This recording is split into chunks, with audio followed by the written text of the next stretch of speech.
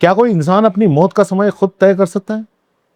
क्या एक बेटा अपने पिता को फोन करके ये कह सकता है, पापा ये मेरी आखिरी कॉल है? जी हाँ, ये सच हुआ है दिल्ली में एक जज के साथ। एक ऐसा जज जिसने दूसरों को न्याय दिया लेकिन खुद के लिए इंसाफ नहीं मांग पाया। और आज हम आपको वो पूरी कहानी बताएंगे जो आपको हिला देगी अंदर तक। एक फोन कॉल, एक रात और एक ऐसा अंत जो कभी नहीं होना चाहिए था।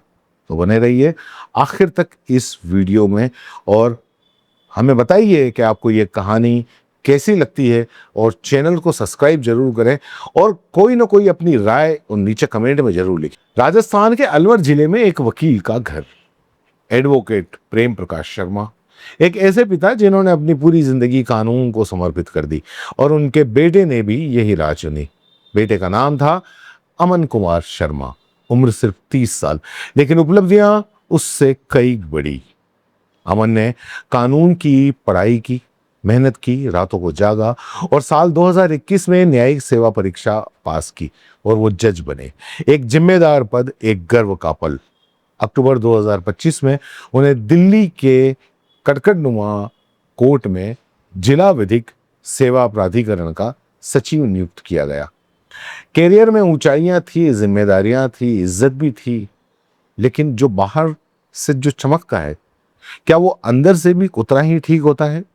शायद हाँ या शायद ना। अमन के पिता प्रेम प्रकाश की एक बात जो वो हमेशा कहते थे, मेरा बेटा बहुत शांत स्वभाव का था। वो कभी किसी से झगड़ा तक नहीं करता था, अपना दर्द हमेशा अंदर ही रखता था और शायद यही उसकी सबसे बड़ी कमजोरी बन गई। अमन की ट्रेनिंग के दिनों की बात है, जब भविष्य के जज और जुडिशियल ऑफिसर एक साथ जब ट्रेनिंग लेते हैं तो दोस्तियां हो जाती हैं, रिश्ते बनते हैं। अमन को अपनी एक बेचमेट से प्यार हो गया, एक महिला न्यायिक अधिकारी। वही एग्जाम, वही ट्रेनिंग, वही बैच। दोस्ती हुई और फिर धीरे धीरे रिश्ता गहरा हुआ और अमन ने अपने घर में बात की, पापा मैं इसी से शादी करना चाहता हूँ। लेकिन पिता के मन में पहले से एक रिश्ता तय था, अपनी एक करीबी दोस्त की बेटी। एक ऐसा रिश्ता जिसमें भरोसा था, समझ थी, परिवार की सहमति भी थी। ये भी आपको बता दे कि दोनों के बीच जातीय भिन्नता भी थी, लेकिन एक पिता ने वही किया जो हर सच्चा पिता करता है। उन्होंने बेटियों की खुशी को चुना। पूरे रीति रिवाज के साथ में दोनों की शादी हुई, नई जिंदगी की शुरुआत हुई। शुरुआत में सब कुछ ठीक था, नई जिम्मेदारियां थी, नए सपने थे, नया घर था, लेकिन जो चमकता है वो हमेशा सोना नहीं रहता। शादी के बाद दिन ब दिन धीरे धीरे बढ़ते गए और वो दिन धीरे धीरे बदलते भी गए। छोटी छोटी बातों पर झगड़े, रोज की तकरार और फिर वही झगड़े गहरे होते गए। रिश्तेदारों का कहना है कि पिछले 2-3 महीनों से दोनों के बीच में लगातार विवाद चल रहा था। अमन की पत्नी की एक बड़ी बहन जो कि जम्मू में आईएएस अधिकारी है, परिजनों का आरोप था कि यही साली अमन के घर में विवाद की मुख्य जड़ थी। अमन की पत्नी लगातार उसको भड़काया जाता, उस आईएएस अधिकारी जो बहन थी उसके द्वारा, और यह भी बताया जाता कि साली जो है वो खुद अपने पति से अलग रहती थी और शायद इसलिए वो नहीं चाहती थी कि उसकी बहन की शादी भी ठीक ठाक चले। अमन इस सब को झेलते, अपने दर्द को छुपाते रहे, क्योंकि वो शांत थे, सहनशील थे, क्योंकि उन्हें अपने पिता की इज्जत करना आता था, क्योंकि उन्हें अपने घर को बचाना आता था। लेकिन एक दिन वो टूट गए। 1 मई की रात को करीब 8 बजे अमन शर्मा ने अपने पिता एडवोकेट प्रेम प्रकाश शर्मा को फोन लगाया।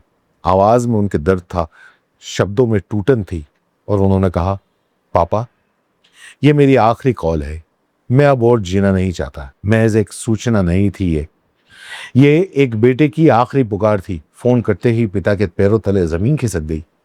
एडवोकेट प्रेम प्रकाश शर्मा उसी रात तुरंत अलवर से दिल्ली के लिए निकल पड़े, इस उम्मीद में कि शायद वो अपने बेटे को समझा लेंगे, शायद अभी भी देर नहीं हुई है और शायद वो अपने बच्चे को बचा लेंगे। लेकिन जब वो दिल्ली में पहुंचे और जो उन्होंने देखा उन्हें अंदर तक हिला गया।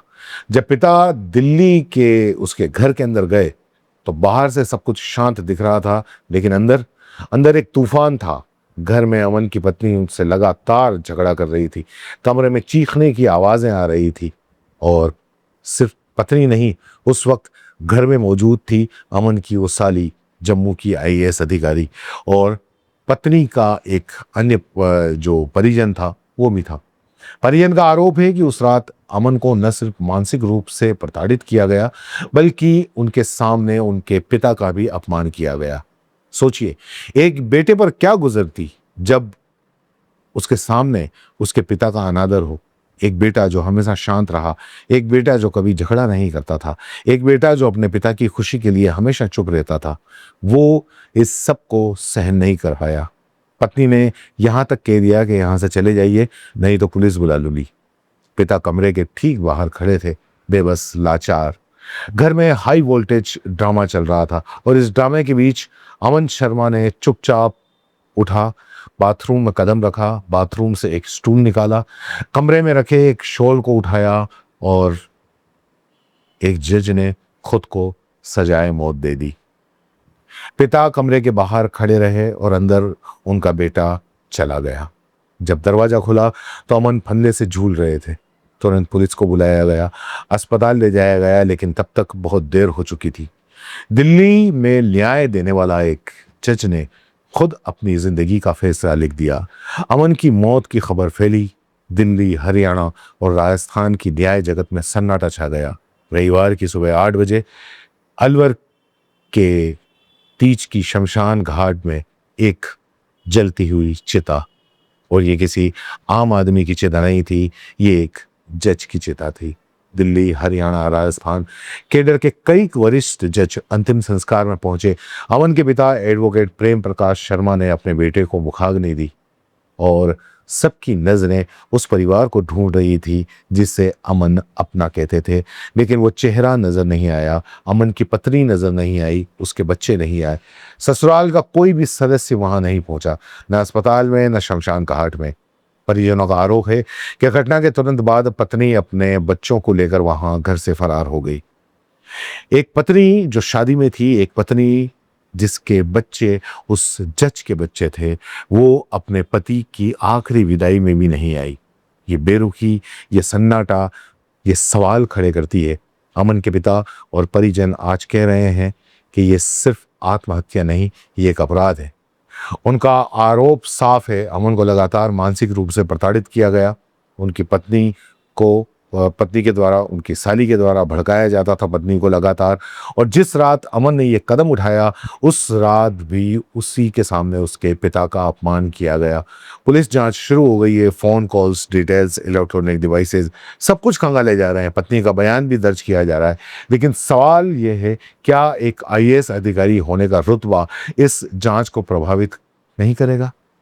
क्या एक आम पिता को अपने जज बेटे की मौत का इंसाफ मिलेगा? क्या वो असली चेहरे को बेनकाब होंगे जिन्होंने एक इंसान को तोड़ दिया? अमन के पिता आज भी उस आखिरी कॉल को याद करके रो पड़ते हैं, जब उनके बेटे ने कहा, पापा ये मेरी आखिरी कॉल है। वो एक जुमला नहीं था, वो एक बेटे की आखिरी सांस थी।